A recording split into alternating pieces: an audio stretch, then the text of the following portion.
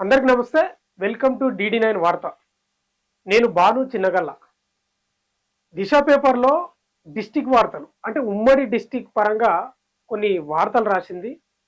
అంటే అక్కడ స్థానికంగా ఏం సమస్యలు ఉన్నాయి ఉమ్మడి జిల్లాల వ్యాప్తంగా ఆ వార్తలు చూసే ప్రయత్నం చేద్దాం. ఎందుకంటే మనం దాదాపు స్టేట్ వార్తలు ఎక్కువ చదువుకునే పరిస్థితి ఉంటుంది.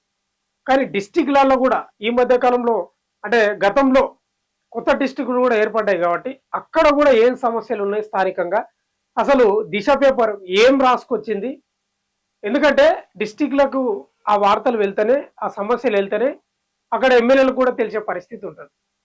కాబట్టి ఉమ్మడి జిల్లాల వ్యాప్తంగా 10 డిస్టిక్లు ఇప్పుడు దిశ పేపర్ రాసుకొచ్చిన వార్తలు చూసే ప్రయత్నం చేద్దాం.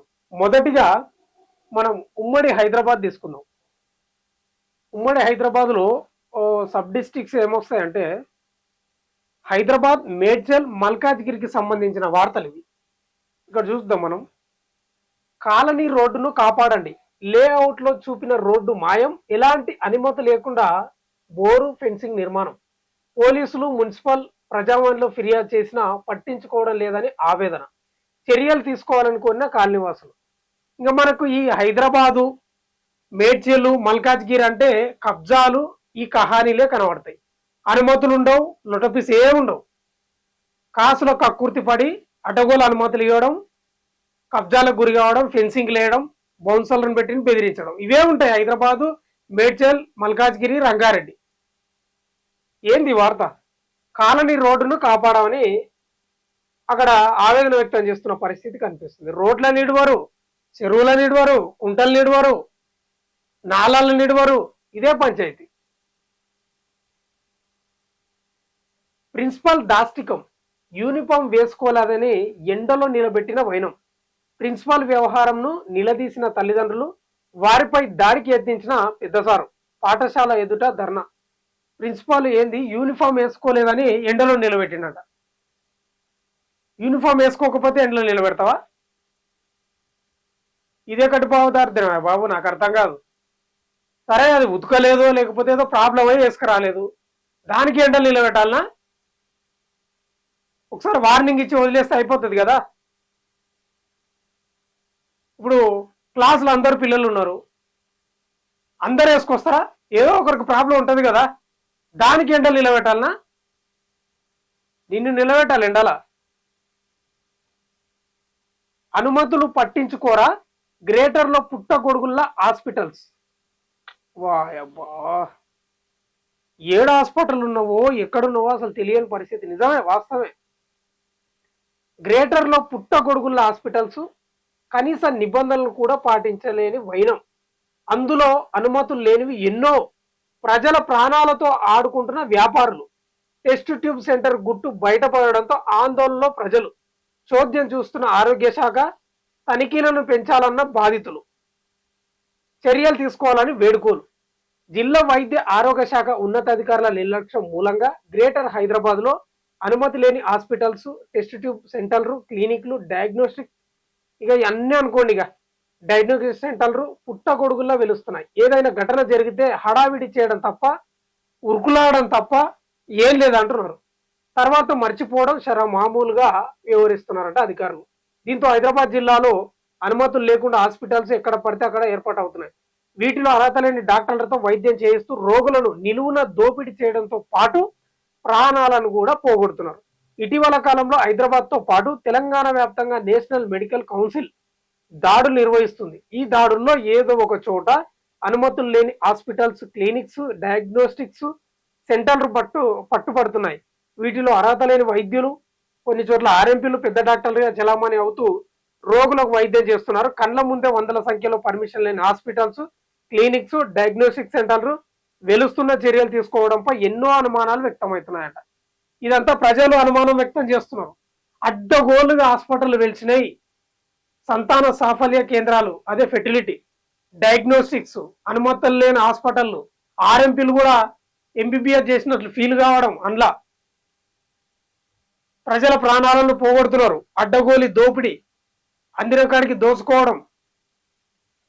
మరి ఈ హాస్పిటల్స్ రాజకీయ నాయకులకు మామూలు ఇస్తలేరని అనుకోవాలా మనం? కళ్ళు కనబడతలేవు ఆఫీసర్లకు? డిఎంహెచ్ఓలో కనిపిస్తలేవా? ఫెర్టిలిటీ అనేది నమ్రత చేసిన దాష్టికం ఎంత దారుణం అండి, నాకు అర్థం కాదు. సిగ్గుతోటి తల దించుకుంటారు ఎవరైనా వార్త ఏంటి. యవన్ వీర్యంతో పిల్లలు కనాలనా? ఇప్పటికైనా బుద్ధి తెచ్చుకోవాలి అధికారులు కూడా. కొంచెం దాడులు చేసి ఆ కథ ఏందో తేల్చండి. స్థానికులు ఆవేదన వ్యక్తం చేస్తున్నారండి. రేషన్ కార్డు పేరుతో దందా. కొత్త కార్డు కావాలంటే 5,000 చెల్లించాల్సిందే. మీ సేవా కేంద్రాల నుంచి విచారణ అధికారుల వరకు ఇబ్బంది పడుతున్న లబ్ధిదారులు. రేషన్ కార్డుల అక్రమ వసూళ్ల దందా యథేచ్ఛగా నడుస్తుంది. మీ సేవా కేంద్రాల్లో దరఖాస్తు నాటి నుంచి విచారణ ముగిసే వరకు అక్రమ వసూళ్లకు పాల్పడుతున్నారనే ఆరోపణలు వినిపిస్తున్నాయి. కొత్త రేషన్ కార్డు కావాలంటే వేలకు వేలు డిమాండ్ చేస్తున్నారని బాధితులు ఆవేదన వ్యక్తం చేస్తున్నారు. డబ్బులు లేక పేదలు రేషన్ కార్డుకు దూరం అవుతున్నారని పలు ఆందోళన వ్యక్తం చేస్తున్నారు. మేడ్చల్ మల్కాజ్గిరి జిల్లాలో ఈ తరహా వసూళ్ల పర్వం కొనసాగుతుందని ఆరోపణలు వినిపిస్తున్నాయి. రేషన్ కార్డే కాదు, ఇన్కమ్ క్యాస్ట్ రెసిడెన్సీ ఇవి ఏడవైంది చేద్దాం, దీని మీద బతికేటోళ్ళు ఉన్నారు. ఎస్, నేను చెప్తున్నా కదా, ఈ రేషన్ కార్డుల మీద ఇన్కమ్ సర్టిఫికెట్లు తీపిస్తామని, క్యాస్ట్ సర్టిఫికెట్లు తీపిస్తామని, రెసిడెన్సీ అని, ఆధార్ కార్డు చేంజ్ అని, ఇదే పని మీద బతికేటోళ్ళు బొచ్చడు మంది ఉన్నారు ఊర్లల్లో. ఎస్, సరే, వాళ్ళు బతుకు తెరుగు దాని మీద ఉందనుకున్నాం. తీసుకోవడం 50,000 తీసుకుంటే మంచిది. వేలు వసూలు చేస్తున్నారు. కళ్యాణ లక్ష్మికి 5,000 10,000 వసూలు చేసిన పరిస్థితి ఉంది. ఇక్కడ ఈ వార్త మేడ్చల్కు సంబంధించి రేషన్ కార్డు పేరుతో దందాలు స్టార్ట్ చేశారు. పైసలు అమాయకులను ఒకసారి దృష్టి పెట్టండి దీని మీద. హోటళ్లు బేకరీలు శుభ్రంగా లేకుంటే కేసులంట. నాణ్యమైన ఆహారాన్ని అందించాలి. నిషేధిత ప్లాస్టిక్ వాడకంపై పెనాల్టీ తప్పదు. గట్కేసర్లో పలు హోటళ్లు బేకరీలపై గట్కేసర్ మున్సిపల్ కమిషనర్ ఆకస్మిక దాడి. కంప్లైంట్ వస్తే కఠిన చర్యలు తప్పవని హెచ్చరిక. తనిఖీలను పెంచుతామని ప్రజలకు హామీ. ఇట్లాంటి పెద్ద పెద్ద అక్షరాలతోటి ఇంత పెద్ద అక్షరాలతోటి చాలా వచ్చినాయి ఇట్లాంటివి ఇంతకు ముందు కూడా, కానీ అడవులుగా నడుస్తున్నాయి. ఇవి ప్రకటనలకే, చేతల్లో ఉందే అవుతుందే పని. మామూలు వస్తలేవు ఆఫీసర్లకు ఈ పని.